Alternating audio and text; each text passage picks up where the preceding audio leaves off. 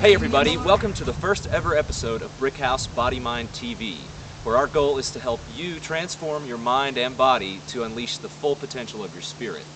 My name's Philip, I'm your host, and I want to thank you very much for watching. What we're going to do today is go through some of my favorite exercises for shoulder mobility. Now, most of us in the modern age, for one reason or another, deal with some sort of shoulder or neck pain on a daily basis.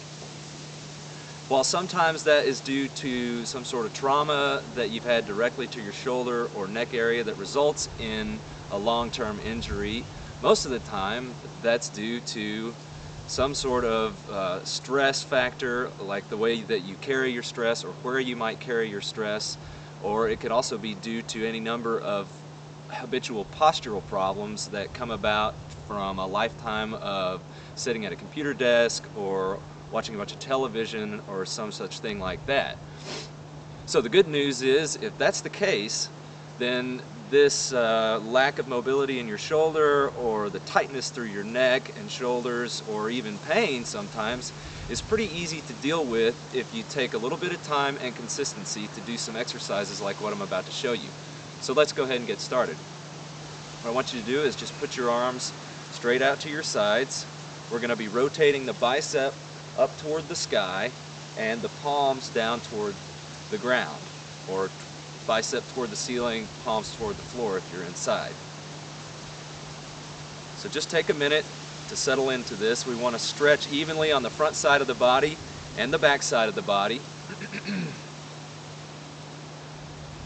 Just settle in here and see where your tight spots are. Okay, now the first thing we're going to do is we are going to supinate and pronate the forearm. So palms toward the ceiling, palms toward the floor, palms toward the ceiling, palms toward the floor. And while you do this, I want you to try and get a sense of how this is affecting the muscles around your shoulder blade. See if you can identify your tight spots again.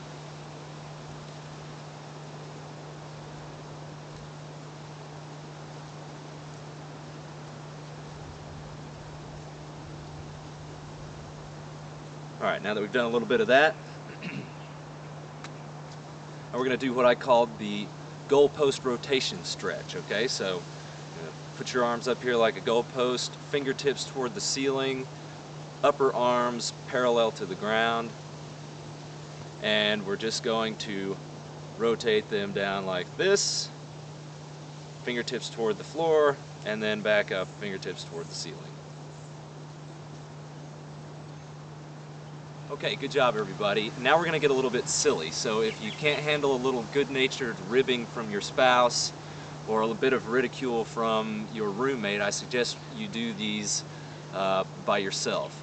These movements are based on Andre Lappa's DVD called The Dance of Shiva. I think I put a link in my sidebar for you. If you can't find it there, you can just go to Amazon.com and search out Andre Lappa. Again, the DVD is called The Dance of Shiva. He's a pretty serious yoga dude from Russia, but his stuff is really good. I think he bases the movements on some system from the Shaolin monks, so it's pretty cool.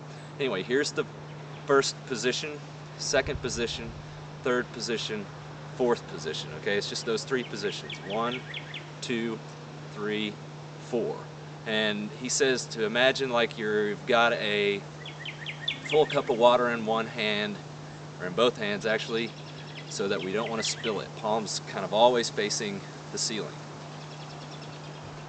4, 1, 2, 3, 4, 1. Okay, so now to mix things up a little bit and challenge your coordination, we're going to go backwards, right? So it's 4, 3, 2, 1.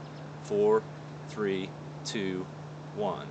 4, 3, 2, 1. And now for more of a challenge, we move one hand forward in the sequence, and now move both hands forward together.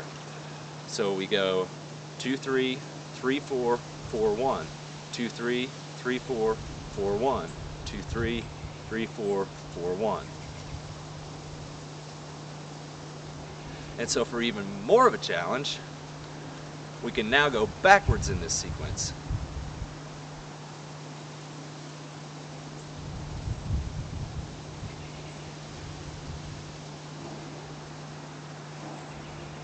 Okay, so now we've got this hand still in position 1, and to challenge your coordination even further, we can now move the other hand to position 3 and then move them both forward together.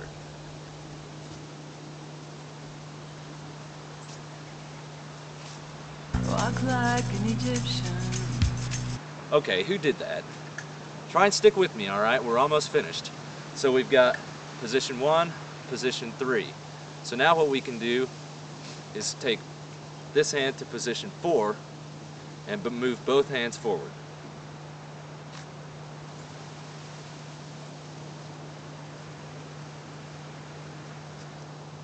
And so now if we take the sequence and reverse it,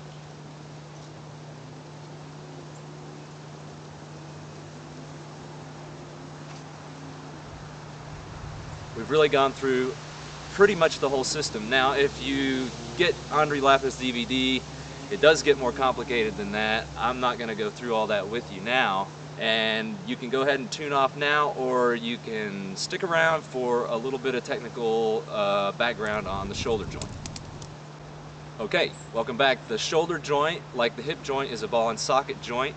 So it has at its disposal naturally a lot of different kinds of movements. There is obviously flexion, extension, there is abduction and adduction, there is what we call circumduction. There's also a real subtle movement, which is a rotation in the shoulder joint around the midline of the humerus bone. So that's like when I take my bicep here and I rotate it from facing toward the ceiling to facing toward you. Hope you guys can see that. So this is also a good time to talk about the fact that nothing happens in the body in isolation, okay? So as I'm doing this, you can see that my forearm is moving quite naturally because it's attached. Well, the forearm turns around the radio-ulnar joint, okay? And the basic movement is supination and pronation. So as you go through life, you're sitting at a desk all day working, or you're watching a bunch of TV as a kid, you're playing video games, you're doing all these kinds of things that reinforce these negative posture habits. And as you become an adult, a lot of times you're left with some pain, some stiffness, some soreness based on the fact that you're not quite sitting properly, you're not quite holding your body properly. And what happens is your brain gets used to these dysfunctions and it shuts off its connection with the proper places in the muscle to do certain things. And as a result, this gets worse and worse and worse over time. So what we've done with these exercises based on Andre Lappa's system is to try and get back in touch with all of the different range of motion available to your shoulder, and also by using the wrists and forearms, we're really getting a good stretch through there. So what we're trying to do is reawaken the connection between your mind and the musculature around your shoulder joint. So again, if you do these things on a regular basis, I guarantee you they will help. I hope you've enjoyed this episode. Once again, my name's Philip. If you have any comments, please go to the blog, BrickhouseBodymind.com, and comment all you want. You can also email suggestions to me, Philip@BrickhouseBodymind.com. So, until next time, don't be afraid to take the stairs.